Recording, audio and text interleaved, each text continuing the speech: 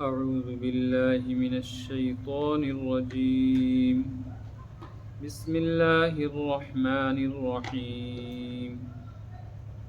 يا أيها الذين آمنوا خذوا حذركم فانفروا ثبات أو انفروا جميعا وإن منكم لمن ليبطئن فإن أصابتكم مصيبة قال قد أنعم الله علي إذ لم أكن معهم شهيدا ولئن أصابكم فضل من الله ليقولن كأن لم تكن بينكم وبينه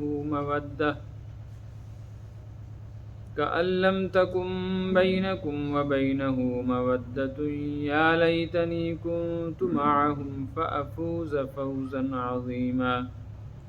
فليقاتل في سبيل الله الذين يشرون الحياة الدنيا بالآخرة ومن يقاتل في سبيل الله فيقتل أو يغلب فسوف نؤتيه أجرا عظيما. وما لكم لا تقاتلون في سبيل الله والمستضعفين من الرجال والنساء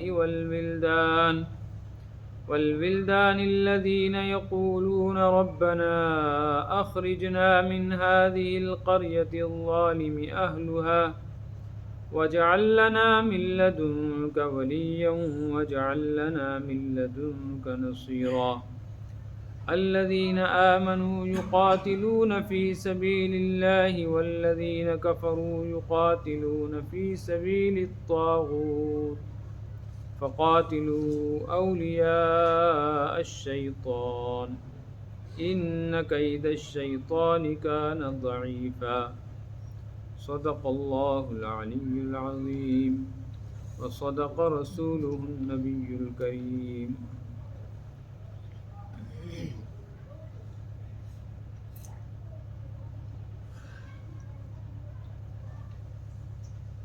رمضان المبارک سے پہلے درس ہوا تھا، پھر ترتیب نہیں بن سکی رمضان شریف میں درس کی. اب تقریباً مجھے لگتا ہے 1.25 مہینہ ہو گیا، اس لیے میرے ذہن میں بھی نہیں تھا کہ کہاں تک سبق ہوا ہے. آپ حضرات بھی ماشاء اللہ بھول ہی گئے ہوں گے. میرا اندازہ ہے تو اندازے سے میں نے یہ رکوع پڑھا ہے. جن کے پاس پچھلے سبق کی کوئی ریکارڈنگ موجود ہو وہ دیکھ لیں، اور اگر کوئی سبق رہ گیا ہوگا تو اس کو دوبارہ پڑھیں گے انشاءاللہ.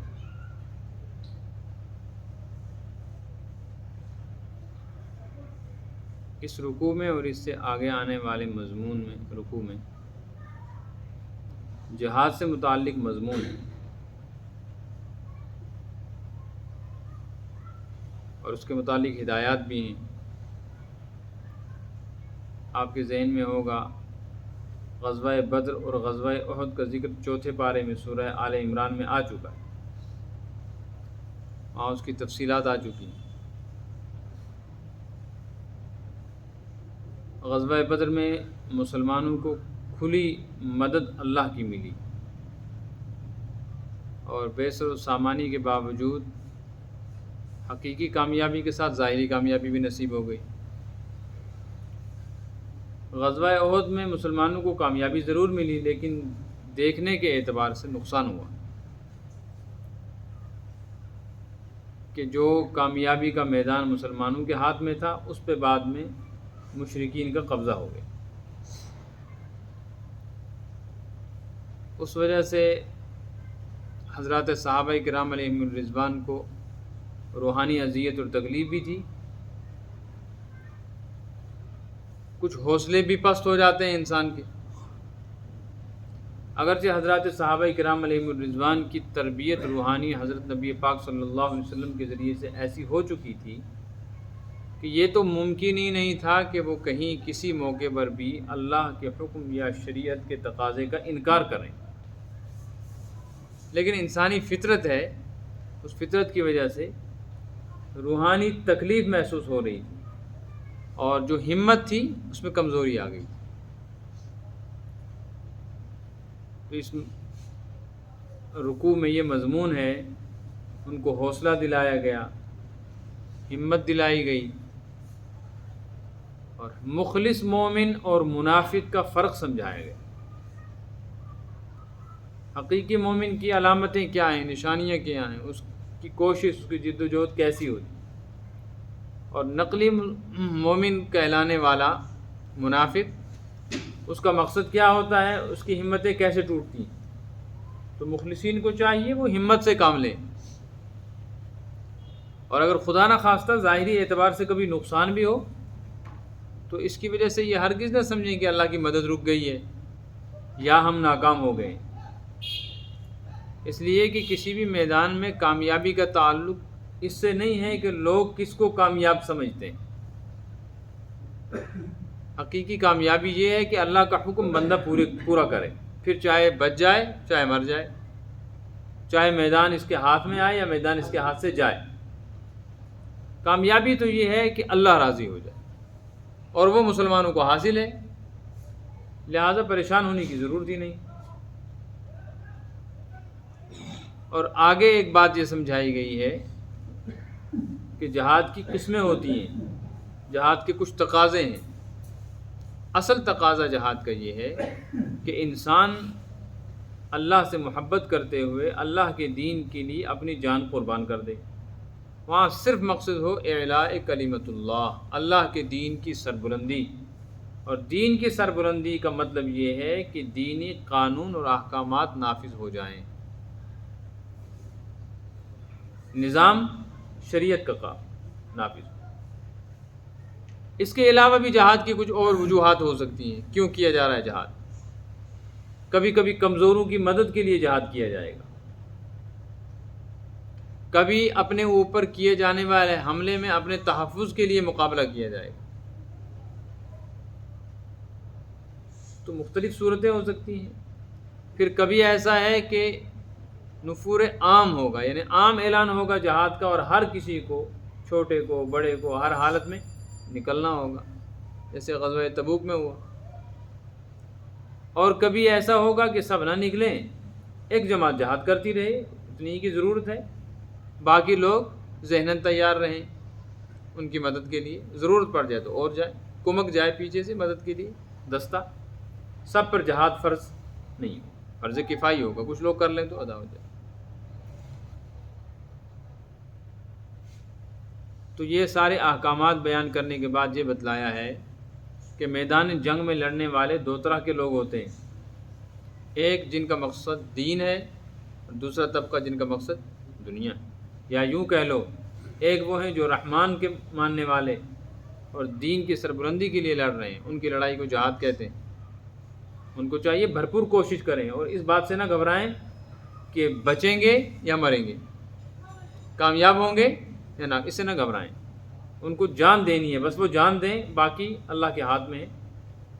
اور ایک طبقہ وہ ہوتا ہے جن کا مقصد صرف دنیا ہے، وہ شیطان کے پیروکار ہیں، وہ بھی اترتے ہیں، ان کی اس محنت کو جہاد نہیں کہا جاتا، ان کی اس محنت کو فساد کہا جاتا ہے۔ اور یہ لوگ چونکہ شیطان کے لیے کرتے ہیں سب کچھ، اس لیے شیطان جو ہے اللہ کے مقابلے میں کمزور ہے، تو ایمان والوں کے مقابلے میں، آخرت اور دین کی طلب والوں کے مقابلے میں یہ دنیا کی طلب کرنے والے کمزور ہیں۔ لہٰذا کتنا بھی ساز و سامان دنیا والوں کے پاس اور شیطان کے پیروکاروں کے پاس ہو، ایمان والوں کو ہرگز نہیں گھبرانا چاہیے، ان کو ہمت کر کے کھڑے ہو جانا چاہیے۔ بس یہ کھڑے ہوں گے تو ساری طاقتیں ان کی دھری کی دھری رہیں۔ وہ تو مسلمانوں کا مقابلہ کرنا دور کی بات ہے، مسلمانوں کے کھڑے ہو جانے پر ہی ان کی ہمتیں جواب دیتی ہیں۔ اس لیے مومن مخلص کو باہمت رہنا چاہیے۔ یہ آج کے اس سبق کا خلاصہ ہے۔ یا ایھا الذین آمنو، اے ایمان والو، ایمان والوں سے مراد ہے مخلص ایمان والے، سچے۔ اس وقت دونوں طرح کے لوگ ملے جلے تھے، منافق بھی اپنے آپ کو مسلمان کہلاتے تھے اور وہ بھی ساتھ ساتھ رہتے تھے، تو ان کو خطاب کیا گیا، گھبرانا نہیں، ہمت نہیں چھوڑنا، اور جہاد سے منہ نہیں موڑنا۔ پھر کیا کرنا ہے؟ خذوا حذرکم، اپنے بچاؤ کا سامان لینا ہے، لے لو، پکڑ لو، اختیار کرو حذرکم اپنے بچاؤ کا سامان. اپنا بچاؤ کرو بھائی مسلمان. کیسے کرو؟ اس کی کئی صورتیں ہو سکتی ہیں. ایک صورت تو وہ ہے کہ اسلحہ تیار کرو. نمبر 2، اسلحہ تیار کرنے کا ابھی موقع نہیں ہے تو ذہن تیار رہو کہ اگر ایسا موقع آ گیا تو انشاءاللہ ہم لڑیں گے، جان دیں گے. نمبر 3، اس کے لیے تدبیریں کرو، ایک نظام بناؤ، افراد سازی کرو، محنت کرو. خالی نہیں رہنا ہے، محنت کا کوئی نہ کوئی درجہ مومنوں میں ہونا چاہیے. 10ویں پارے میں آیا وَأَعِدُّوا لَهُم مَّا اسْتَطَعْتُمْ، جہاد کے لیے جتنی تمہاری طاقت ہے اتنی کوشش کر کے ساز و سامان تیار رکھو. اور ساز و سامان کا مطلب کیا ہے؟ من قوت، طاقت ہونی چاہیے تمہارے پاس. من رباط الخیل، گھوڑے تیار کرو. اس زمانے میں گھوڑوں پر ہوتا تھا، آج ہم کہیں گے ٹینک، ایٹم بم، ہتھیار، راکٹ. مقصد کیا ہے کہ ایک زمانہ ہے جب لڑ رہے ہوں گے تو ہتھیاروں کی ضرورت پڑے گی، اور ایک وقت ہے جب لڑائی نہیں ہو رہی ہے، امن ہے، لیکن تم نے ہتھیار جمع کر لیے تو اس کا فائدہ یہ ہوگا ترہبون بہ عدو اللہ و عدوکم، دین کے دشمنوں پر، اللہ کے دشمنوں پر اور کافروں پر اس کا ایک روب رہے گا. وہ ہمت نہیں کریں گے مسلمانوں کے ساتھ چھیڑ چھاڑ. یہ مقصد ہے، یہ 10ویں پارے میں بیان. یہاں فرمایا خذوا حذرکم، اپنے بچاؤ کا سامان رکھو. جب تمہارے پاس سامان ہوگا، تدبیریں ہوں گی، افراد ہوں گے، تو پھر تم کو جب وقت آ جائے گا فَانْفِرُوا ثُبَاتٍ، تم کو نکلنا ہوگا تو اس وقت تم نکلنا. البتہ یہ اختیار ہے، چاہے ثُبَاتًا نکلو چاہے جمیعاً نکلو. فَانْفِرُوا ثُبَاتٍ اب انفروا جمیعاً. فَانْفِرُوا ثُبَاتٍ کا مطلب یہ ہے جماعت کی صورت میں نکلو، جیسے تبلیغ والے نکلتے ہیں نا جماعت بنا کر. بھائی مختصر سے 100 آدمیوں کی ضرورت ہے، 200 آدمی کی ضرورت ہے، 1000 آدمی کی ضرورت ہے، تو اتنے لوگ نکل کے کریں گے جہاد. اور کبھی ایسا ہوگا امین فرو جمیعہ، سب کو نکلنا پڑے گا، ایسی صورتحال بنے گی تو اس وقت سب نکلنا. لیکن یہ تب ہوگا جب پہلے سے اس کی تیاری ہو، ذہن تیار ہو. اسی طریقے سے جیسا وقت ہو، جیسے حالات ہوں، جیسا ماحول ہو، اس اعتبار سے ساز و سامان تیار. نمبر 3، اس ساز و سامان کو استعمال کرنے کے لیے افراد تیار ہو. یہ سب یہ ہے ایمان والوں کو حکم. لہٰذا احد میں جو شکست تم کو محسوس ہو رہی ہے اس کی وجہ سے دل برداشتہ ہو کر بیٹھنا نہیں ہے، بلکہ اور زیادہ ہمت کرنی. آگے منافقوں کا طریقہ بتایا جا رہا ہے. وَإِنَّ مِنْكُمْ، تم میں سے کچھ ہیں. تم میں سے کن میں سے؟ مسلمانوں میں سے. ان کا طریقہ کیا ہے؟ لمن، کچھ ایسے ہیں لَيُبَطِّئَنَّ، جو جان بوجھ کے دیر کرتے رہتے ہیں، پیچھے پیچھے رہتے ہیں کہ نہیں، لڑائی کا موقع نہیں آنا چاہیے. یہ کون لوگ ہیں؟ قرآن کہتا ہے اِنَّ مِنْكُمْ، یہ تم میں سے ہیں. اس کا ایک مطلب تو ہوگا کہ صحابہ میں سے کچھ لوگ ہیں جو یہ چاہتے ہیں جہاد نہ ہو. ایک مطلب تو یہ ہو، کیونکہ مخاطب وہی ہیں. اس صورت میں مطلب یہ ہوگا کہ صحابہ کرام علیہم الرضوان میں سے کچھ ایسے ہیں. عربی زبان کا ایک قاعدہ ہے کہ جیسے ہم کبھی کبھی کسی جماعت کا ذکر کرتے ہیں نا، تو جماعت کبھی بڑی بھی ہوتی ہے، کبھی چھوٹی بھی ہوتی ہے. اسی طرح کبھی بڑی جماعت میں کچھ لوگ ہوتے ہیں جن کو ہمیں ممتاز کرنا ہوتا ہے. جیسے ہم کہتے ہیں ہماری مسجد کے اندر 1000 لوگ نماز پڑھتے ہیں، اس مسجد میں 1000 نمازی آ سکتے ہیں، اور سب پکے نمازی ہیں کچھ کو چھوڑ کے. سب پکے نمازی کا مطلب ہے کتنے؟ جو مسجد میں ہیں 1000. پھر جب ہم نے کہا نا کچھ کو چھوڑ کے، اس کا مطلب ہے کچھ ایسے ہیں وہ تھوڑے سے ہیں، وہ قابل ذکر تعداد نہیں.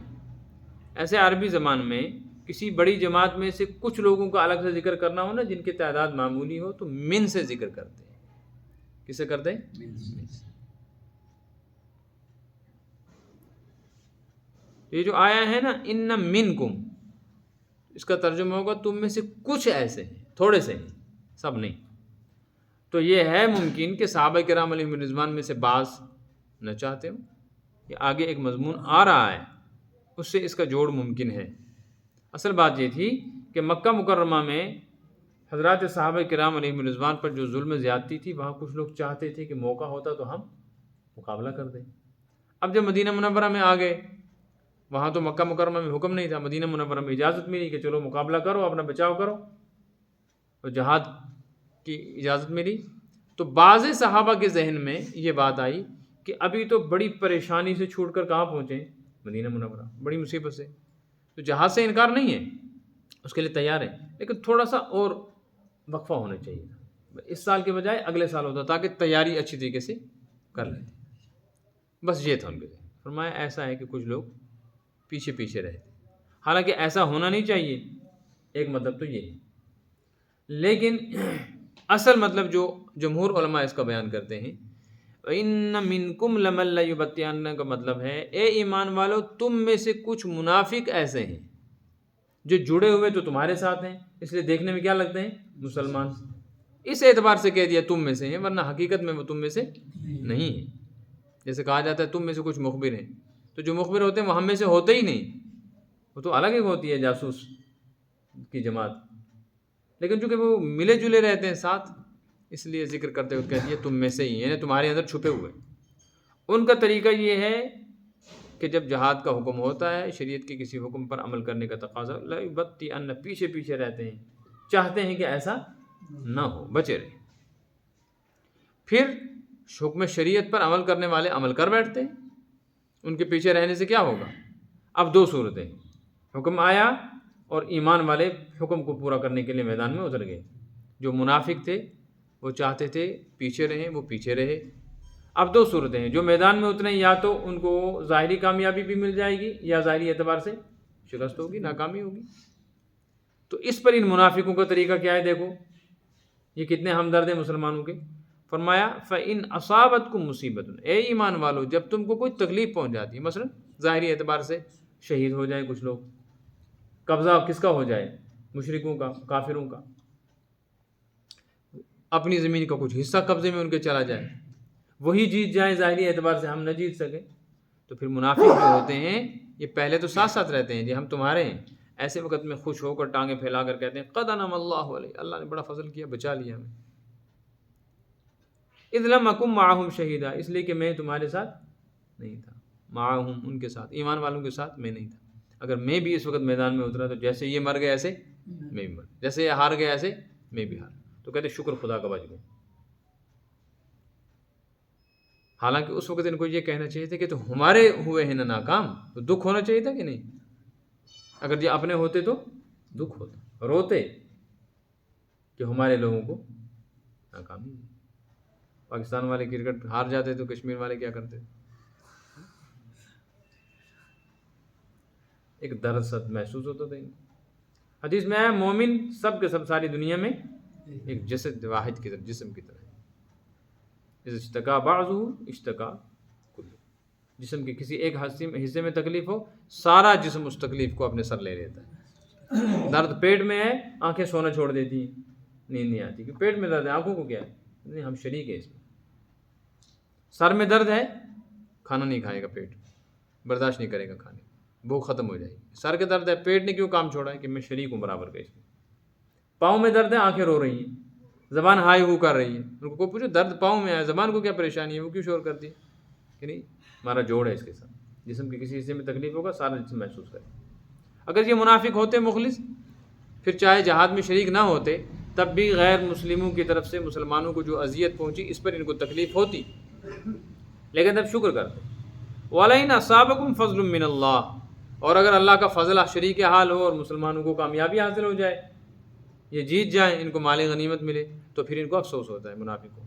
کہتے ہیں لَيَقُولَنَّ، پھر بکتے ہیں یہ بات، کہتے ہیں كَأَن لَّمْ تَكُن بَيْنَكُمْ وَبَيْنَهُ مَوَدَّةٌ، اور بات بھی اس انداز سے کرتے ہیں جیسے ہماری ان کے ساتھ کوئی جان پہچان نہیں، اپنی مجلسوں میں بیٹھ کر کہتے ہیں یا لیتنی کنت معہم، کاش میں بھی ساتھ ہوتا۔ اچھا تم ساتھ ہوتے تو کیا ہوتا؟ اس لیے ساتھ ہوتا فافوز فوزا عظیما، مجھے بھی ایک کامیابی ملتی۔ کامیابی سے مراد ہے مال غنیمت ملنا۔ اصل میں فوز کہتے ہیں کامیابی کو، اور فلاح کے معنی بھی ہیں کامیابی، اولئک هم المفلحون اولئک هم الفائزون آیا ہے نا، تو فلاح کہتے ہیں اس کامیابی کو جو دنیا میں بھی ہو، اور فوز کہتے ہیں آخرت کی کامیابی۔ من زحزح عن النار وادخل الجنت فقط فاز، جو آخرت میں بچ گیا جہنم سے اور جنت میں داخل ہوا اس کو فوز ملی، کامیابی۔ تو فوز کا مطلب ہے آخرت کی کامیابی، تو آخرت کی کامیابی کا مطلب ہے جو اینڈ پر ملے، لاسٹ پہ۔ تو چونکہ مال غنیمت بھی جہاد کے اینڈ پہ ملتا ہے، اس لیے اس کو یہ تعبیر کرتے ہیں فوز سے کامیابی، اور کامیابی کا مطلب یہاں ان کا یہ ہے کہ جہاد میں نہ ہوتے شریک، بس ان کے ساتھ ہم رہے ہوتے نا، تو اینڈ پر جو یہ مال مل رہا ہے اس میں ہم شریک ہو جائیں۔ یہ ہے ان کا حال۔ حالانکہ ان کو یہ چاہیے تھا، اگر یہ مسلمان ہیں اور اپنے آپ کو مسلمان کہتے ہیں، کہلاتے ہیں، تو ان کو چاہیے تھا فلیقاتل فی سبیل اللہ، ان کو اللہ کے راستے میں جہاد کرنا چاہیے۔ یہ جو آیت ہے نا فلیقاتل فی سبیل اللہ، اس کے دو معنی ہیں۔ ایک معنی پہلے سمجھیں آپ، جس پر میں نے یہ ترجمہ کیا، ایسی صورت میں فلیقاتل فی سبیل اللہ، قتال کرنا چاہیے کن کو؟ منافقوں کو، جو اپنے آپ کو مسلمان کہتے ہیں، ان کو چاہیے کہ وہ جہاد کریں اللہ کے راستے میں۔ کن سے کریں؟ الذین یشرون الحیات الدنیا بالآخرہ، ان کافروں سے کریں جنہوں نے آخرت کے مقابلے میں دنیا کی خریداری کی ہے، دنیا کو ترجیح دی ہے، وہ دنیا کے لیے مل مٹ رہے ہیں، آخرت کو بھولے ہوئے ہیں۔ تو اگر تم مسلمان ہو ان سے لڑو، کیونکہ مسلمانوں کا مقصد آخرت۔ بات سمجھ میں آ رہی؟ ایک ترجمہ یہ۔ دوسرا ترجمہ ہے فلیقاتل فی سبیل اللہ الذین یشرون الحیات الدنیا بالآخرہ، چاہیے کہ قتال کریں اللہ کے راستے میں، منافق نہیں، مسلمان۔ الذین، وہ لوگ، یشرون الحیات الدنیا بالآخرہ، جن نے سودا کیا ہے دنیا کے مقابلے میں آخرت کو سودا کیا۔ ایسی صورت میں بیان ہو جائے گا متعلق ایمان والا۔ فرق سمجھ میں آیا؟ ایک صورت میں ترجمہ یہ ہے کہ منافقوں کو چاہیے وہ جہاد کریں اگر وہ پکے مسلمان ہیں۔ دوسری صورت میں ترجمہ ہے کہ مسلمانوں کو چاہیے کہ وہ جہاد کریں اللہ کے راستے میں، کیونکہ ان کا مقصد ہی آخرت ہے، دنیا ملے نہ ملے، زندہ رہیں مریں، دونوں حالت میں کامیاب۔ ومن یقاتل فی سبیل اللہ، جو بھی اللہ کے راستے میں جہاد کرے گا۔ ایک بات ذہن میں رکھو، اگر صرف یوں کہہ دیا جاتا ومن یجاہد، جو جہاد کرے، تب بھی تو بات سمجھ میں آتی۔ جہاد کس کے لیے ہوتا ہے؟ اللہ کے لیے ہوتا ہے۔ یہ بار بار جہاں بھی آپ دیکھو گے نا قرآن پاک میں لفظ آتا ہے من یقاتل فی سبیل اللہ، فاقتلوا فی سبیل اللہ، من یجاہد فی سبیل اللہ۔ جہاد اور قتال کس کے لیے کرو؟ تو بار بار اللہ کے لیے کرنے کا کیا مطلب ہے؟ اللہ کے راستے میں کرنے کا کیا مطلب ہے؟ سمجھ میں آئی؟ یہ بڑا اہم نقطہ ہے، علماء نے لکھا ہے۔ اس میں لکھا ہے کہ جہاد جو ہے اس کا مقصد ہے اعلاء کلمت اللہ۔ اعلاء کلمت اللہ کا مطلب ہے دین اسلام کی سربلندی، اس کا نفاذ، یہ مقصد ہے نا۔ تو جو جہاد کرنے والے ہیں وہ اپنے اوپر دین کا نفاذ کر کے جہاد کریں، تب جہاد فی سبیل اللہ ہو۔ اور اگر اپنے اوپر جہاد نفاذ نہیں ہے شریعت کا، تو یہ جہاد فی سبیل اللہ نہیں ہو سکتا۔ یہ معرکہ وطنیت ہو سکتی ہے، معرکہ قومیت ہو سکتی ہے، ایک قومی جنگ ہو سکتی ہے، کسی ملک سے لڑائی ہو سکتی ہے، استخلاص وطن کی جنگ ہو سکتی ہے، میرا یہ رقبہ اس ملک کے قبضے میں اس کو الگ کرنا چاہتا ہوں، یہ اس لیے لڑ رہے ہیں۔ یہ جہاد فی سبیل اللہ نہیں ہے، کیونکہ ان کا مقصد ہی اعلاء کلمت اللہ نہیں ہے، ان کا مقصد ہے اس ملک سے کٹ کر اقتدار ہمارے ہاتھ میں آ جائے، پھر کیا کریں؟ ہم بھی ایسی ڈیموکریسی، جمہوریت جیسی چلتی ہے ہم بھی چلتے۔ بات سمجھ میں آ رہی ہے؟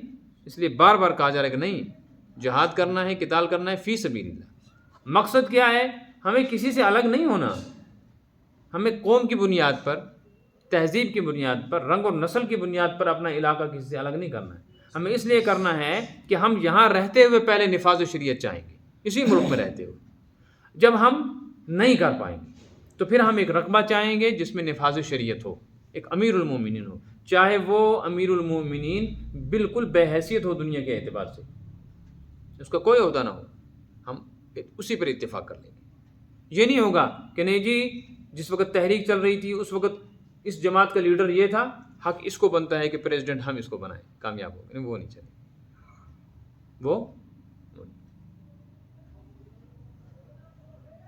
افغانستان میں جو اس وقت طالبان کا قبضہ ہوا، وہاں کا جو امیر المومنین ہے،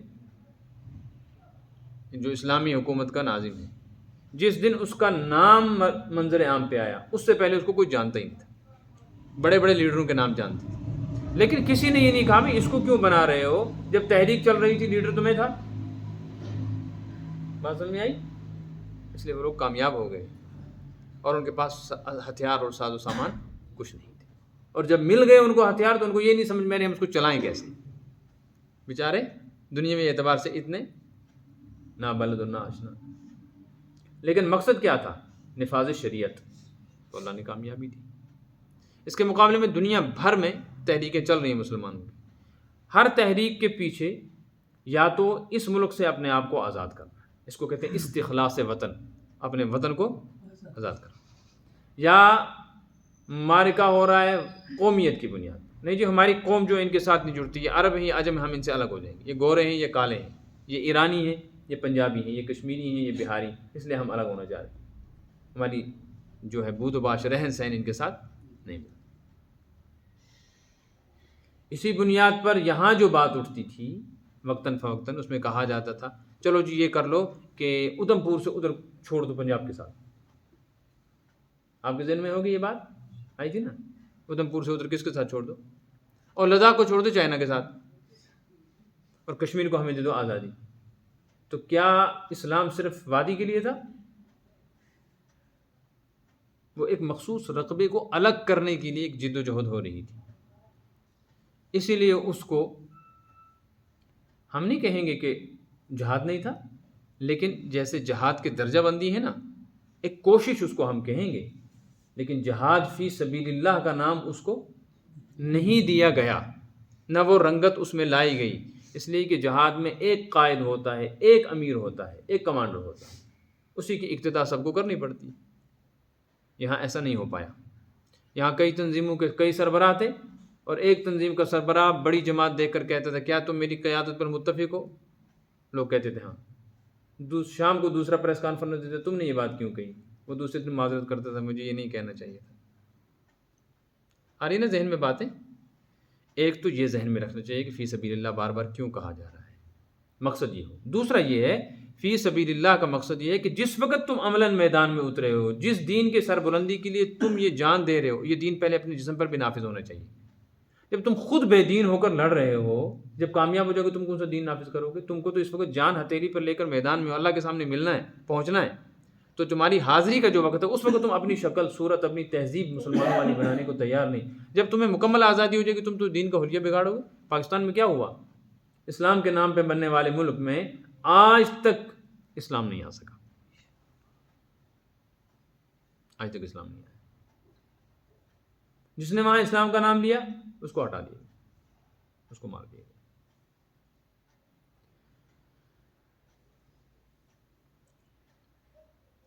اگر اس بنیاد پر ہو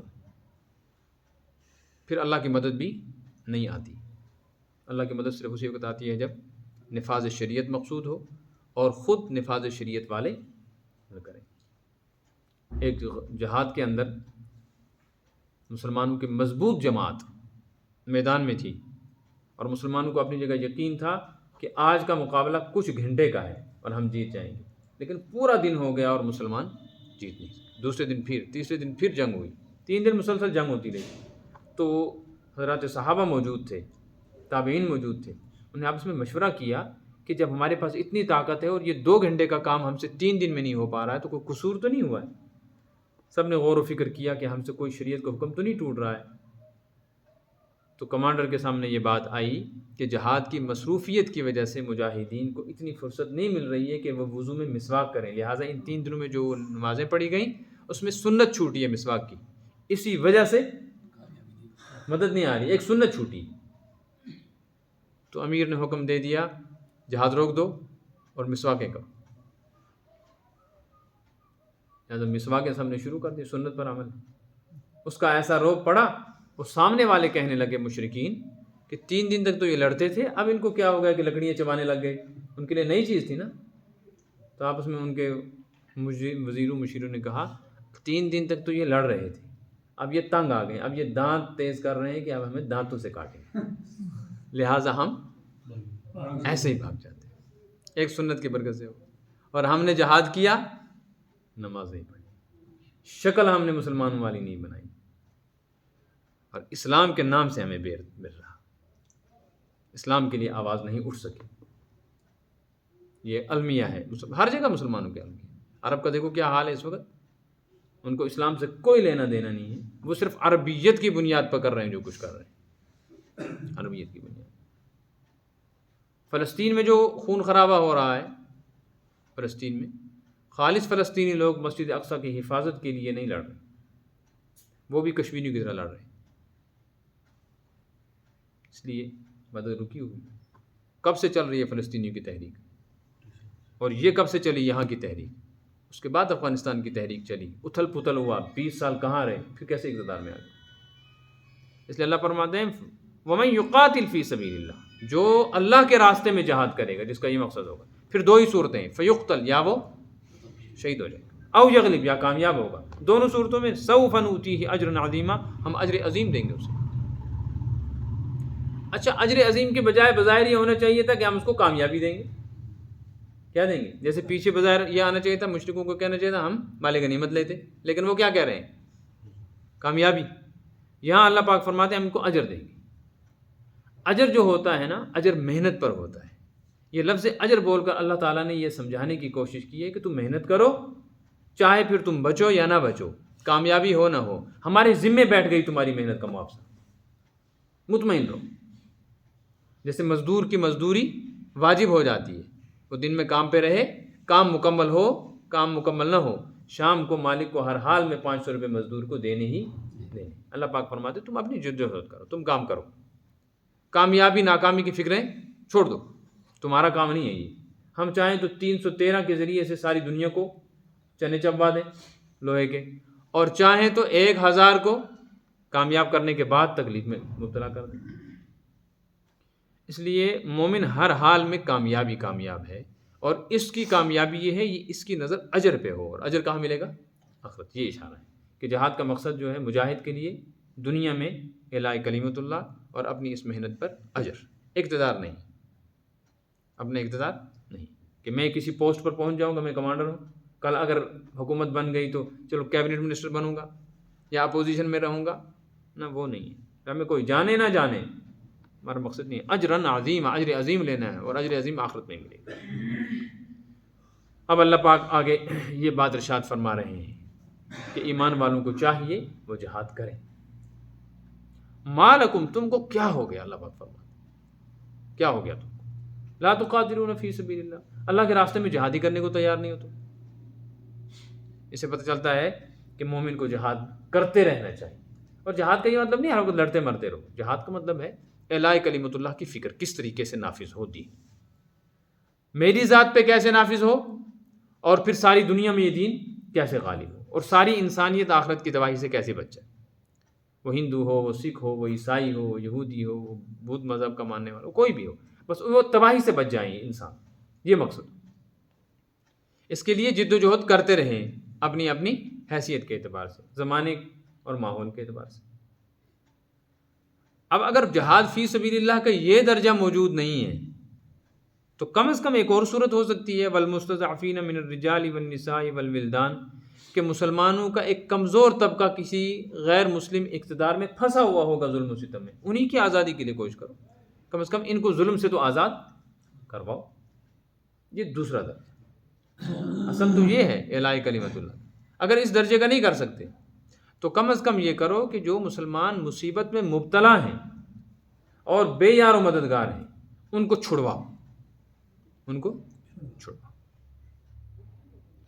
ان کی حالت یہ ہے الذین یقولون ربنا، وہ تو بس ایسے قسم پرس ہیں کہ بس ہاتھ اٹھا کر دعا ہی کرتے ہیں، کچھ نہیں کر سکتے، کہتے ہیں ربنا اخرجنا من هذه القرية الظالم اهلها، یا اللہ اس ظالم بستی کے لوگوں سے ہمیں نکال، یا ان میں سے ہمیں آزاد فرما، واجعل لنا من لدنک ولیا، اپنی طرف سے کوئی ہمارا حمایتی پیدا کر، واجعل لنا من لدنک نصیرا، اپنے پاس سے ہمیں کوئی مددگار دے جو ہمیں اس مصیبت سے نجات دے۔ یہ آیت عمومی ہے، ہمیشہ رہے گا کہ جب جہاد اعلاء کلمت اللہ کے لیے نہ ہو رہا ہو، نفاذ شریعت کے لیے، تو پھر جہاد کی دو صورتیں ہیں۔ ایک صورت یہ ہے کہ ہم تو اطمینان سے ہیں لیکن کسی علاقے میں مسلمان مصیبت میں مبتلا ہیں، ان کو ظلم و ستم ہو رہا ہے، تو ان کو ظلم و ستم سے بچانے کی کوشش کریں۔ ایک صورت یہ ہے، اس کو کہیں گے اقدامی یعنی خود پیش قدمی کرنی ہے دوسرے کو بچانے کے لیے.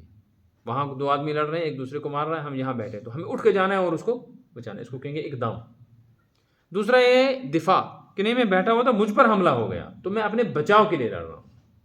یہ ایک تیسری صورت ہے دفاعی جہاد. تو کبھی ایسا ہو سکتا ہے کہ آدمی پر خود حملہ ہو جائے تو اس وقت اپنا آپ بچانے کے لیے حدیث میں ہے من قتل دون مالی، جو آدمی اپنے مال کی حفاظت کے لیے مارا جائے. ڈاکو گھس آئے گھر میں اور یہ ان سے لڑنے لگا، اپنے مال سامان کو بچانے کو مارا گیا تو فہو شہید. یہ کیا ہے؟ شہید. من قتل دون عرضہ، عزت پر حملہ ہو گیا، اچانک کوئی گھسایا، بیوی ہے، بچی ہے، ان کے بچاؤ کے لیے، مسلمانوں کی عورتیں ہیں کہیں ان پہ حملہ ہو رہا ہے، ان کی عزت کے بچاؤ کے لیے اس نے اپنی جان قربان کر دی. من قتل دون نفسہ، ہم پر ہی حملہ ہو گیا، اپنی جان بچانے کے لیے ہم لڑے اور ہم ہی مارے گئے، تو ان کو سب کو کیا کہا گیا ہے؟ شہید. لیکن ایک شہید وہ ہے جو میدان جہاد میں اعلاء کلمت اللہ کے لیے، وہ شہید ہے اصلی. یہ بھی شہید ہے لیکن اس درجے کی شہادت، چونکہ اپنا مال بچانے کے لیے، اپنی عزت بچانے کے لیے، اپنی جان بچانے کے لیے لڑ رہے ہیں، آبرو کے لیے، اور وہ اللہ کے دین کے لیے اور نفاذ شریعت کے لیے، ساری دنیا میں توحید کا علم کیسے پھیلے اس کے لیے لڑ رہا ہے. فرق تو رہے گا. لہٰذا جہاں بے یار و مددگار ہوں ان کی مدد بھی کی جائے گی. یہ بھی ایک درجے کا جہاد ہے. لیکن مقصود یہاں صرف یہ ہے ان کو آزادی اس مصیبت سے دلائیں. اس پر مطمئن نہیں ہے کہ بس ہم نے یہ کر لیا تو ہم کامیاب ہو گئے. ان کو آزادی دلا کر ایسے چھوڑ دو گے تو سارے بے دین بن جائیں گے نا. اگر مسلمان کسی علاقے میں مصیبت میں مبتلا ہیں اور ہم صرف اس لیے لڑ رہے ہیں کہ ان کو چھڑا دیں، اور چھڑا کر پھر ہم نے ان کو ان کے حال پہ چھوڑ دیا اور ہم بھی بیٹھ گئے چپ کر کے، آزادی مل گئی جی، تو پھر کیا فائدہ ہوا؟ یہ تو مصیبت میں تھے، اللہ اللہ کرتے تھے، اب آزاد ہو گئے تو بھول جائیں گے اللہ کو بھی. فائدہ کیا ہوا؟ اس لیے یہ سوچنا ہے کہ اگر کوئی مصیبت آئی ہے وہ کس وجہ سے آئی، اور ہم اس مصیبت میں لوگوں کی مدد کریں گے تو کس لیے کریں گے؟ تاکہ ان کو واپس دین کی طرف لائیں اور یہ مصیبت جو ان پر آئی ہے یہ آئندہ نہ آئے. زلزلہ آ گیا اور بہت سارے لوگ مارے گئے، مکانات ٹوٹ گئے. سیلاب آیا، بستی الٹ پلٹ ہو گئی، گاؤں جل گیا، تو لوگ ان کی مدد کرتے. اگر صرف ان کی مالی مدد کر کے ان کو چھوڑ دیں گے تو ان کے ساتھ ایک بھلائی تو ہوگی لیکن احسان نہیں ہوگا. کوئی احسان کیوں؟ ان پر جو زلزلے کی آفت آئی، جو سیلاب آیا، جو آگ لگی، وہ کیوں لگی؟ گناہوں کی وجہ سے. اور تم نے ان کو کپڑے، کمبل، کھانا پینا دے کے ان کے حال پہ چھوڑ دیا، پھر گناہ کریں گے پھر آئے. یہ ہے کہ ان کی مالی مدد سے زیادہ ضروری ہے ان کو توبہ استغفار پہ کھڑا کرو گے. جس مصیبت میں تم مبتلا ہو، جن جرموں کی وجہ سے مبتلا ہو، ان کو چھوڑو. باقی روزی روٹی تم کو مل جائے گی، آئندہ دوسرا جھٹکا نہیں لگنا چاہیے. کشمیر میں زلزلہ آیا نا 2005 میں، کتنی امدادی چیزیں آئیں، لیکن اس کے بعد پھر یہاں سرکشی بڑھ گئی. اس کے بعد حالات بہت زیادہ بگڑ گئے. کیوں؟ کہ سب لوگوں نے مال ہی دینے کو بنیاد سمجھا، مالی مدد کی. ان لوگوں کی دینی تربیت کی کوشش نہیں کی گئی کہ تمہارے گھر اجڑ گئے. اب دیکھو جہاں کچے مکانات تھے وہاں حویلیاں بن گئی، اور جو ڈوب گئے مر گئے ان کا ذکر بھی کہیں نہیں ہے. جو دھنس گئے کوئی ذکر نہیں ہے ان کا. اور اسی زمین پہ جہاں نیچے لاشیں دبی ہوئی ہیں بدکاریاں ہو رہی ہیں اوپر، اللہ کی نافرمانی ہو رہی ہے، نمازیں نہیں ہیں، روزہ نہیں ہے، زکوٰۃ نہیں ہے، دین نہیں ہے، قرآن نہیں، آخرت کا تصور ہی نہیں. پھر اسی بے دینی کے ساتھ وہاں رہے، دوسرا جھٹکا آئے گا. اس لیے جو فرمایا ہے کہ وہ جو کہتے ہیں کہ اللہ اپنی طرف سے کوئی حمایتی بھیج اور مددگار بھیج، 2 چیزیں، وَجْعَلْ لَنَا مِن لَّدُنْكَ وَلِيًّا. ایک تو کون بھیجا ہمارے لیے؟ حمایتی. حمایتی کا مطلب جو ہماری حمایت کر کے اس مصیبت سے ہمیں نجات دے. وَجْعَلْ لَنَا مِن لَّدُنْكَ نَصِيرًا. دوسرا کوئی مددگار بھیج جو دین کے سلسلے میں ہمیں ویسا مضبوط کرے کہ ہم کل خدا نخواستہ دوبارہ اس مصیبت میں گرفتار.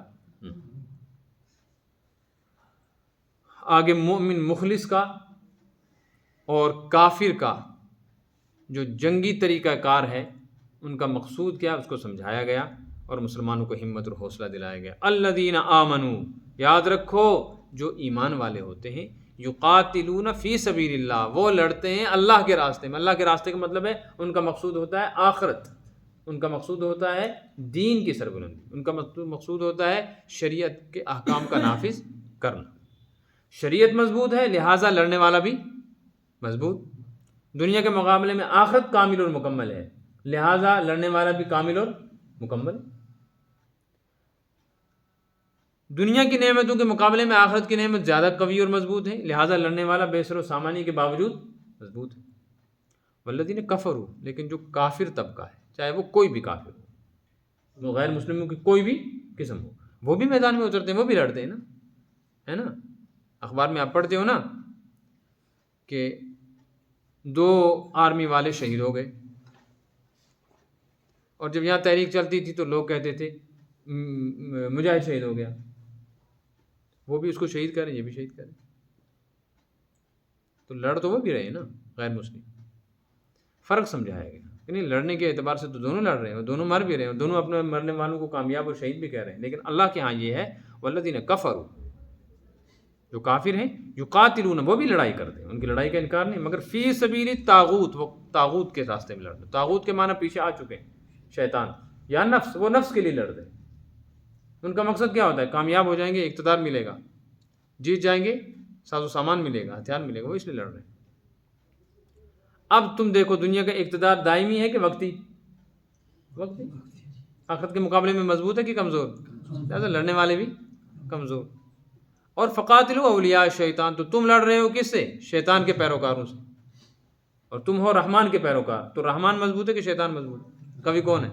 لہٰذا رحمان کے ماننے والے زیادہ مضبوط ہوتا ہے، اور یہ شیطان کے ماننے والے کمزور ہیں. البتہ ان کی تدبیریں ہیں، چالیں ہیں ان کے پاس، ان کے پاس چالیں ہیں، چال بازیاں ہیں، تو ان سے ڈرو نہیں.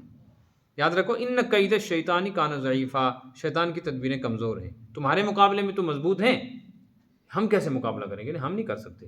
لیکن کس کے مقابلے میں کر رہے ہیں؟ اللہ کے مقابلے میں شیطان کی تدبیر کمزور ہے.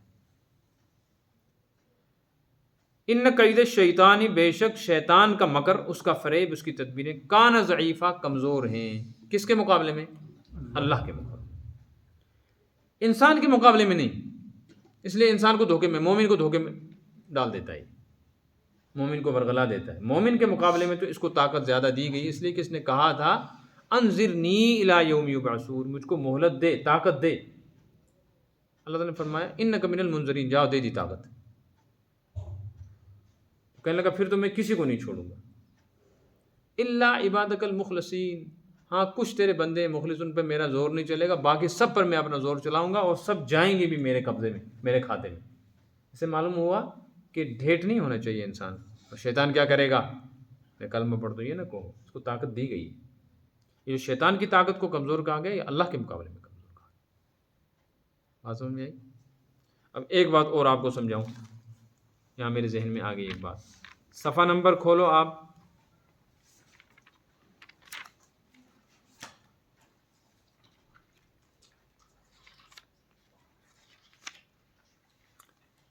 239 239 پارہ 12 سورہ یوسف، دوسرا پیج. سورہ یوسف یہاں شروع ہو رہا ہے، ایک پیج بڑھ، ایک فرق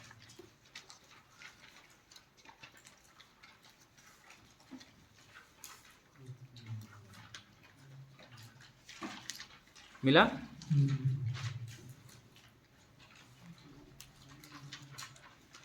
دو سو انتالیس 12واں پارہ سورہ یوسف، سورہ یوسف کا تیسرا صفحہ مل گیا سب کو؟ نیچے سے لائن دیکھیں، نیچے سے لائن 4 نہیں 5. فلما رأى قمیصه قد من دبر قال انه من کیدکن ان کیدکن عظیم. یہ مجھے بتانا، مضمون سمجھیں. حضرت یوسف علیہ الصلوۃ والسلام پر الزام لگا دیا تھا عزیز مصر کی بیوی نے، جس کا مشہور نام ہے زلیخا. پھر بعد میں بات کھل گئی عزیز مصر کے سامنے کہ یہی گڑبڑ ہے، بیوی ہی گڑبڑ ہے، یوسف علیہ السلام کی گڑبڑ نہیں ہے. اس وقت اس نے بیوی کو کہا تھا کہ وہ جو بچے نے گواہی دی تھی، قمیض دیکھو آگے سے پھٹی ہے یہ پیچھے سے، یاد ہے نا؟ ذہن میں سنا آپ؟ تو عزیز مصر نے اس کو آر دلائی، بدبخت بے شرم، خود بری حرکت کرتی ہے اور اس لڑکے کے اوپر تو الزام لگاتی ہے. کس کی چال چلتی ہو تم؟ پہلے اس کو کمرے میں لے کر گئی، پھنسایا، پہلے اس کو لالچ دی، پھر ڈرایا، پھر جب یہ بھاگا اپنی جان بچا کر، اپنی عزت بچا کر، پھر الٹا تو نے اس پر الزام لگا دیا. ان کیدکن عظیم، تمہارا مکر بڑا خطرناک ہے. اس کو کیا کہا؟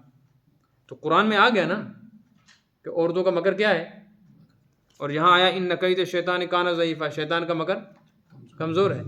تو بعض حضرات نے اس سے یہ نکال لیا کہ عورت کی تدبیر، عورت کا فریب اور مکر شیطان سے بھی زیادہ خطرناک ہوتا ہے، کیونکہ شیطان کا مگر کمزور ہے اور عورت کا مگر عظیم کہا نا. آ رہی ہے بات سمجھ میں؟ یہ غلط فہمی ہو گئی بہت سارے لوگوں کو. اصل میں یہ نہیں ہے.